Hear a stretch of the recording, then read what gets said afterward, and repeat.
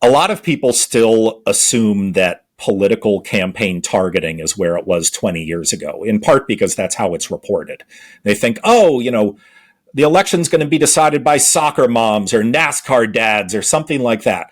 But the truth is, campaigns now target on an individual basis. And they have a list of every registered voter in every state, and they know a decent amount about those voters and who they're likely to support and what they're likely to care about.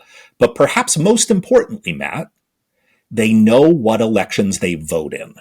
And I know I said this earlier, but boy, does it bear repeating. Who you vote for is secret, but whether you vote or not is public record. And not only is it public record, but it's probably the essential building block to how all campaigns are run and all policy is made.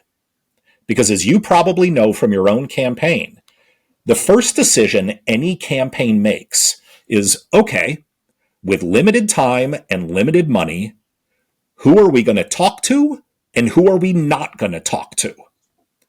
And if you literally know by name and street address which people in a particular state have a history of voting in the election you're trying to win, well, that's preciously important data. That's really who you're going to talk to, and that's in the policies that are going to be made to make those people happy. So that's why, like, Social Security has always been the third rail, because older people vote. And so anybody who's a politician who wants to say anything negative about Social Security is going to get zapped by a very active piece of the electorate. That's exactly right. That's exactly right. I mean, politicians, and I know this sounds cynical to many people, like, politicians don't care about non-voters. And they literally know who all of them are in their district.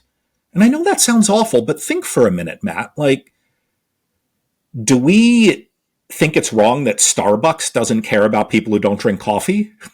No. Do we think that Ford Motor Company is awful because they don't market their cars to 2-year-olds who can't drive? Like, no. All of these companies market their products to people who are likely to buy them.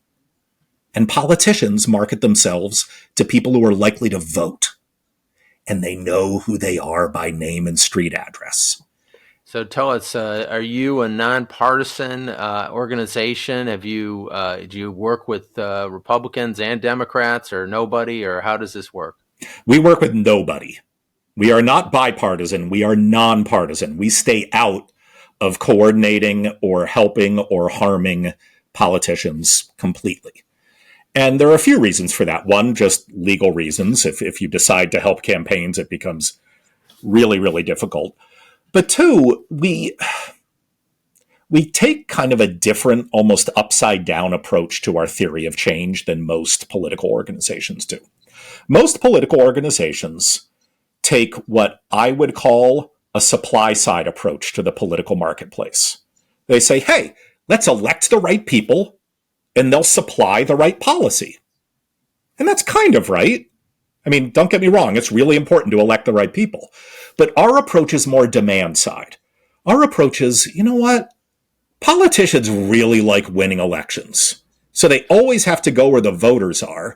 So let's make sure enough voters are demanding the right kind of leadership, and then politicians will follow, not out of the goodness of their hearts, but because nothing motivates a politician more than the prospect of winning or losing an election.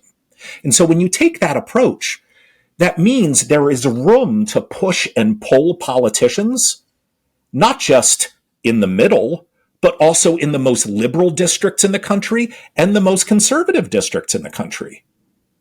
And I truly believe that.